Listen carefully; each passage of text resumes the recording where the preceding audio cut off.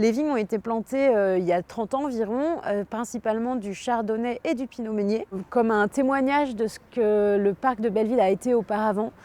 C'était une butte qui était cultivée essentiellement en vignoble. Et maintenant, on a mis aussi quelques pieds résistants sélectionnés par l'INRA. Et du coup, c'est un lieu aussi d'observation pour voir comment se comportent les différents cépages, les différents pieds.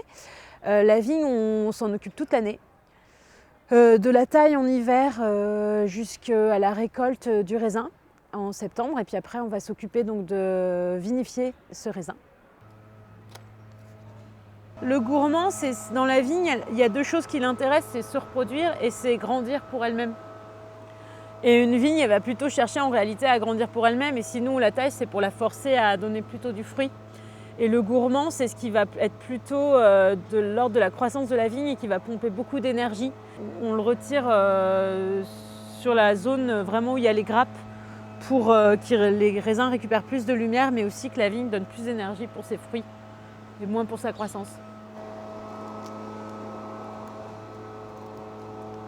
Ouais, il est un petit peu malade. Je prends une photo pour envoyer à notre œnologue parce que je voudrais savoir ce que c'est.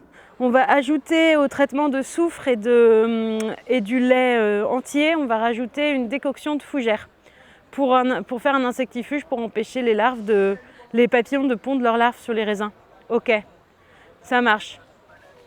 Très bien. C'était l'œnologue en fait qui donc chapeaute notre production de vin et s'occupe avec nous de la vigne en fait.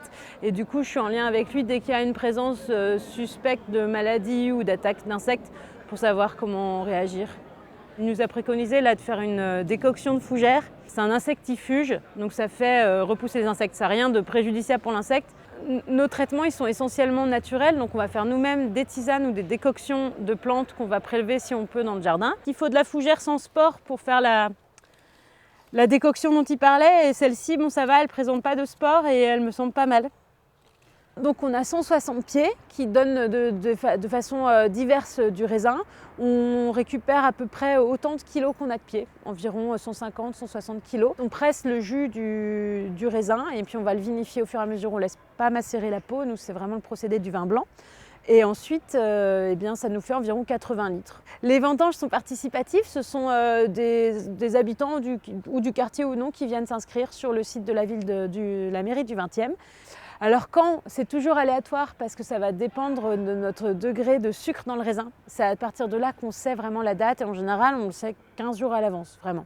On va faire déguster le vin à la fête des jardins en septembre et il arrive aussi qu'on le distribue lors de la fête du printemps à la mairie du 20e. Il est pas mal, franchement on y revient.